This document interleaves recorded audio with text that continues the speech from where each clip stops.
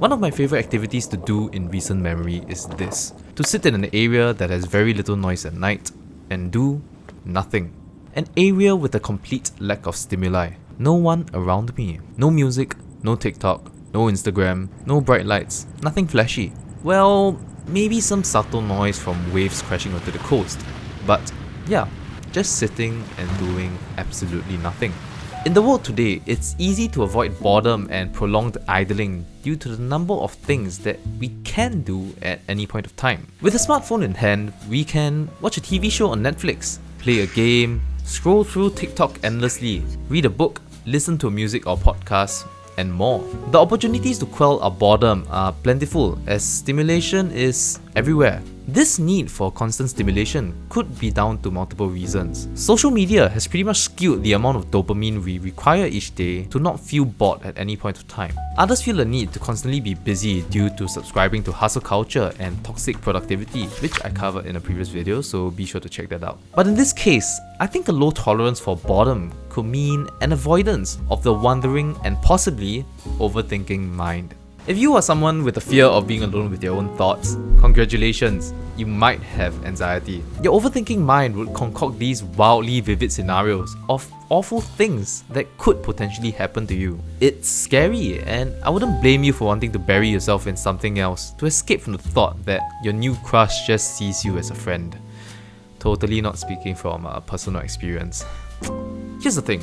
You could live a decent life without having to really do any sort of real introspection. It would be easier to put up a game of Super Smash than to sit down and mentally fight out the irrational worries that plague your mind. A lot of us don't even really have to be alone at any point of time. Some can't even fathom the idea of having lunch or dinner alone. A little amazed at the ones that are able to do so. But I would argue that avoiding these scary thoughts would be detrimental in finding meaning and purpose in your life. More importantly, you procrastinate the knowing of who you are.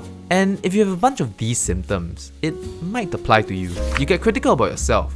You're uncertain about what you want to do in life. You feel stuck in life. You make decisions based on fear or a sense of obligation. You're reactive in your decision making rather than being active in what you really want. But I'm here to tell you that you don't have to be afraid of these thoughts. As this article from the Anxiety and Depression Association of America states, your mind is just doing what minds do. Our minds like to warn us about stuff because our minds think they are keeping us safe by doing so. Your mind would always rather err on the side of giving you a warning than not, because it is more likely to keep you physically safe that way, and your mind cares about that more than anything. But just because your mind is doing its job, that doesn't mean the thoughts actually mean anything. Again, thoughts are just thoughts. Our thoughts only gain relevance, meaning, and legitimacy through the attention that we ourselves give it. So when your mind starts going loco, realize that it's just as clueless as you are. It has the right intentions, but very often the wrong messages. While doing nothing might make you look like you're lazing around or idling, it does not mean you're not being active or productive. In fact, the constant need to be busy could be a form of distraction from the investigation into our own thoughts and feelings. Whilst introspective reflection might feel intangible, it is far more valuable into the discovery of who you are. So instead of running away from your anxiety, pry into these negative thoughts instead. Why am I feeling this way about a certain situation? Why are my thoughts warning me about things that are very likely to not happen? Why do I feel bored in life, even though everything in my life seems to be going great? Confrontation, acceptance, and awareness is the antidote of an anxious mind, not running away.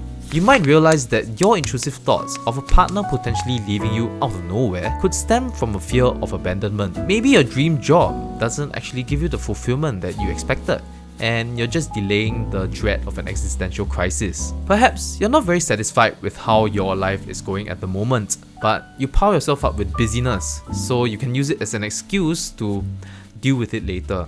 Wafting through painful memories and trauma that you have experienced in life isn't fun. Mental work is very much like work. but the end result of knowing the authentic version of who you are is priceless. Recognizing your triggers would allow you to control your destructive impulses if a similar situation arises. Knowledge of your own strength would boost your confidence, and knowing your direction would breathe meaning and motivation into your life. And on a different note, let's say you already know most of these things about yourself. You have your direction and you don't do nothing because that would be unproductive.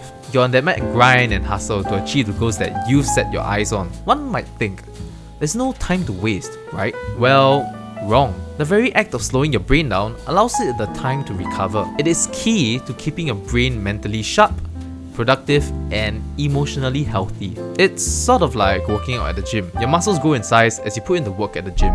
But how the muscles actually grow is when you allow the muscles the time to recover. During your workout, muscle fibers would tear, and after your workout, your body would require the time to repair and replace these tears in the muscle fibers. And it's actually the reparation of these muscle fibers that allow the muscles to become stronger. Similarly, if you allow your brain to have the time to rest and not be stimulated, you give your brain the chance to process experiences, consolidate memories, and reinforce learning much more effectively. Mental rest is as much important as physical rest.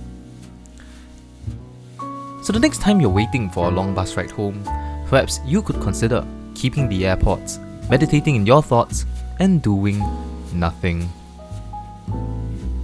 So that's it for the video. If you want to know my thoughts on hustle culture, click here.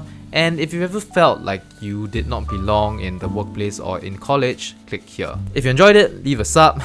If you didn't, leave a sub anyway. And yeah, that's it for the video. I'll catch y'all in the next one. Take a break, do nothing.